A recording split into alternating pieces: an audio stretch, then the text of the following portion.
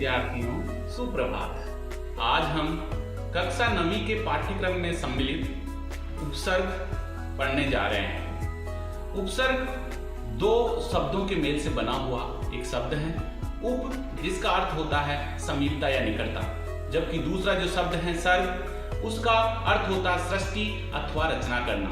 अर्थात उपसर्ग वे शब्दांश होते हैं जो किसी भी शब्द के पूर्व में जुड़ करके उसके अर्थ में परिवर्तन कर देते हैं। उपसर्ग तीन प्रकार के होते हैं, एक संस्कृत के उपसर्ग, दूसरे हिंदी के उपसर्ग और तीसरे विदेशी उपसर्ग। संस्कृत के वे उपसर्ग जो मूल रूप से संस्कृत भाषा के अंतर्गत आते हैं, किंतु हिंदी व्याकरण के अंतर्गत उन्हें उसी रूप में प्रयोग किया जाता है।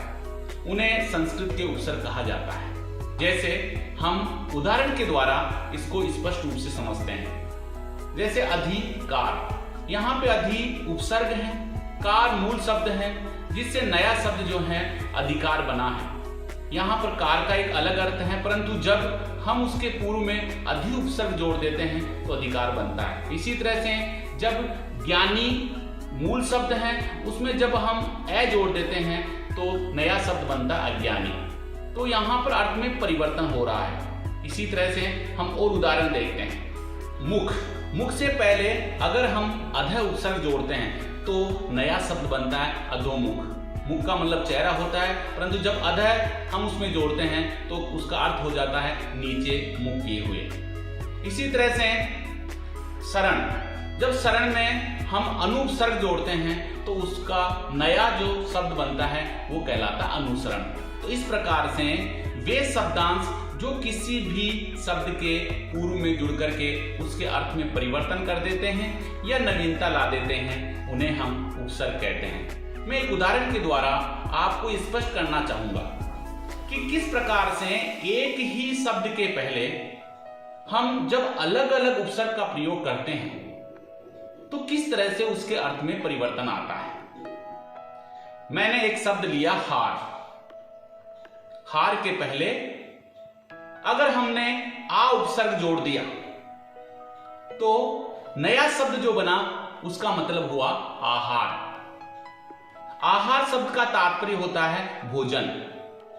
जहां पर हार शब्द का तात्पर्य अर्थ था या तो फूलों का हार या हार का मतलब पराजय, परंतु पहले आ उपसर्ग जोड़ते ही उसके अर्थ में परिवर्तन आ गया।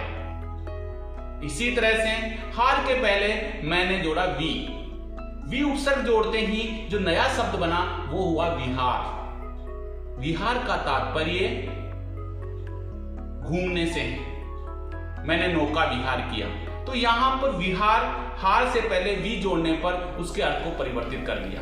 प्रहार, प्र का प्रयोग उससे पहले करते हैं तो हो गया प्रहार, अर्थात हम किसी व्यक्ति के ऊपर वार करना।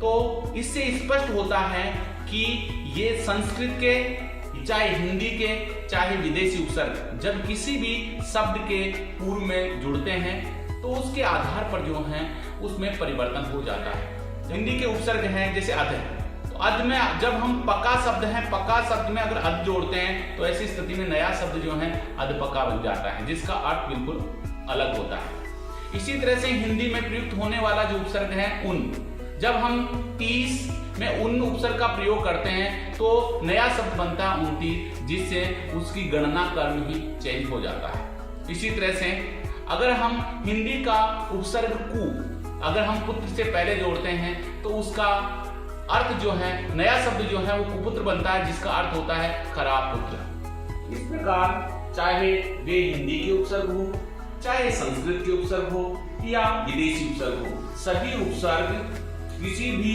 शब्द से पूर्व में जुड़ करके उसके अर्थ में परिवर्तन कर देते हैं।